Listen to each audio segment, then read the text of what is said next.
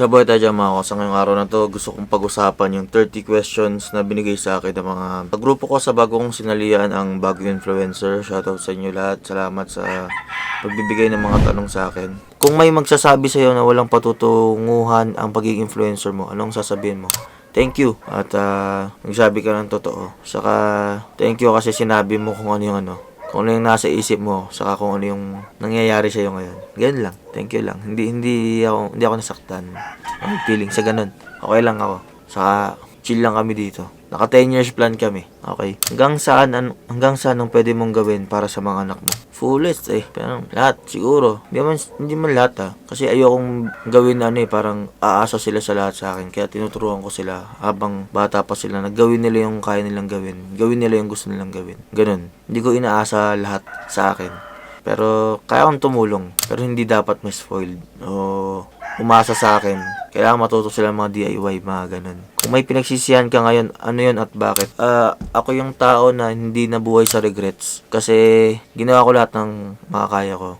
Ginawa ko lahat ng naaayon sa kagustuhan ko. Ang regrets ko lang siguro pag mga bagay na hindi ko ginawa. Siguro yung regrets ko lang talaga yung travel. Yun lang. Pero bukod doon, wala akong pinagsisihan. Parang ang dami kong learning experience dahil doon sa mga yan. Para sa'yo, ano ang pagpapatawad? Papatawad is a two-way na situation. Parang sa akin, pag may kagalit ka, ang unang patawarin mo yung sarili mo, kausapin mo, bakit ka nagkagalit. Tapos patawarin mo within yung tao na yun. Saka mo i-toward sa kanya na napatawad mo siya. Ganun lang. Kaya hindi ako galit sa mga tao. Siguro, may konti lang scar. Diba? May scar. Pero hindi ako galit sa inyo. Pag may kagalit ako, pag may nais ako, ganun. Hindi.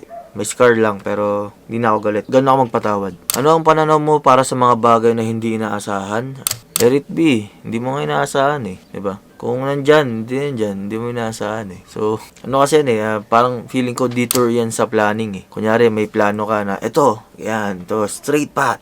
Tapos, merong obstacle. So, magdi-detour ka, tatalon ka, liliko, kakaliwa, kakanan, diba? Ganon. Tingin ko ganon yun. Yung, magbibigay sin sa'yo kasi ng ng strength, knowledge, wisdom. Yung mga bagay na hindi inaasahan. Yun naman. May standard ka ba sa buhay? Kung meron, ano ang mga iyon? Number 16 na pala. Standard sa buhay, wala naman kaming standard talaga na sinusundan. Siguro meron pala. Yung pagiging vegan ng Monday to Saturday, Sunday, pwedeng hindi. Yan, isa sa standard yun. Pagiging kuripot namin, yung savings. Yan, dapat may savings kami every payday. Yan, standard na yan na meron dapat. Ano pa ba? Yung pagiging dapat every week meron akong 2 uploads. Sa yan. Tapos tungkol sa mga bagay, wala gaano, pero yun lang, tingin ko 3. Sa pag-aaral ng mga anak ko kasi sa bahay na lang Yun naman. Sa panahon ngayon, di mapigilan ang inflation bilang isang ama. Ano ang mga practical na pwede mong gawin para sa iyong pamilya?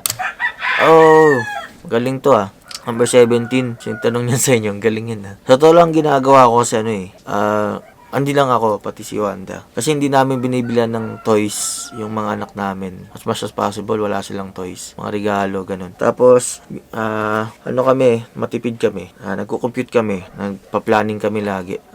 Kunyari, yung dishwashing soap namin, bibili kami ng malaki, dissolve namin sa water and vinegar para mas tumagal, mas dumami. Yung sabon, gumagawa ko ng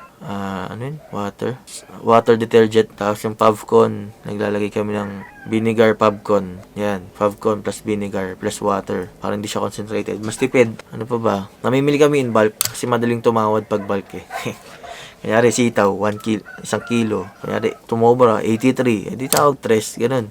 Siguro sa isang buwan, sa kakatawad. Siguro nakakatawad kami ng 1,000, ganun.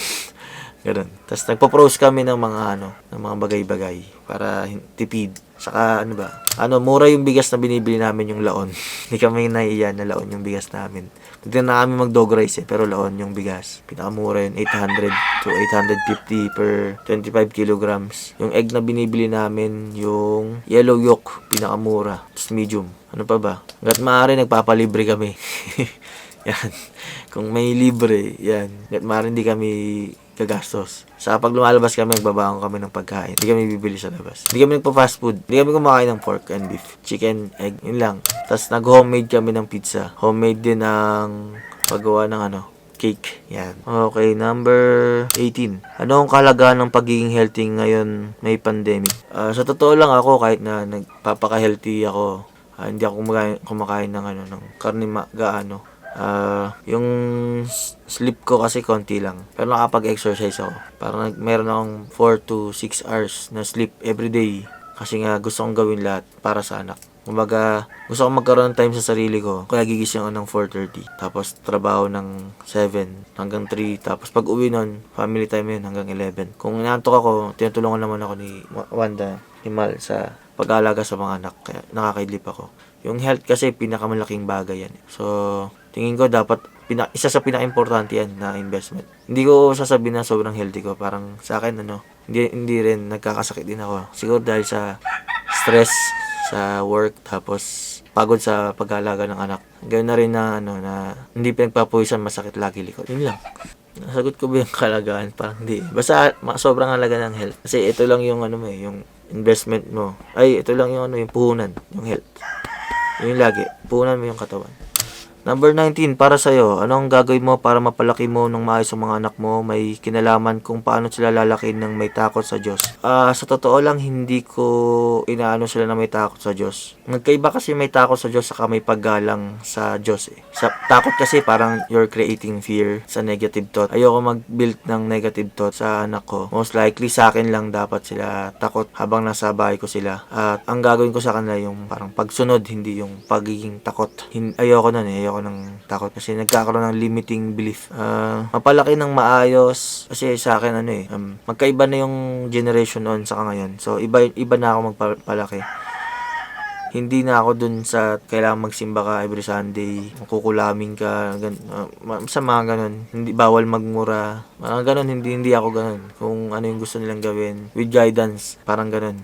Iba ako magpalaki, promise. Pwede silang maglaro sa ulan, pwede silang maglaro sa baha, pwede silang kumain ng damo, mga papel, pero durahan nila, ganun. Experience nila lahat through senses. Kasi dun sila natututo. Yun. Dun sila gumagaling, dun sila lumalakas. Paano maging mabuting mamayan ng Pilipinas? Yun. Start within.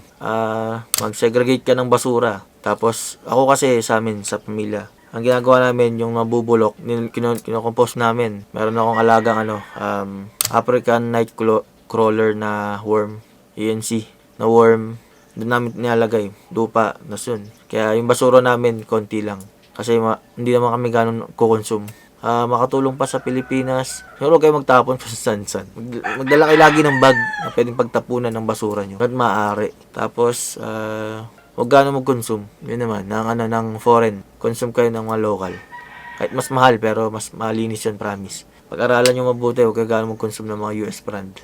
Yun mga kosa, tapos na ako dun sa part 2. Umabot siya ng 8 minutes, may get. Tapusin ko dito kasi nandito yung mga makukulit ng gugulo habang nag-e-edit ako.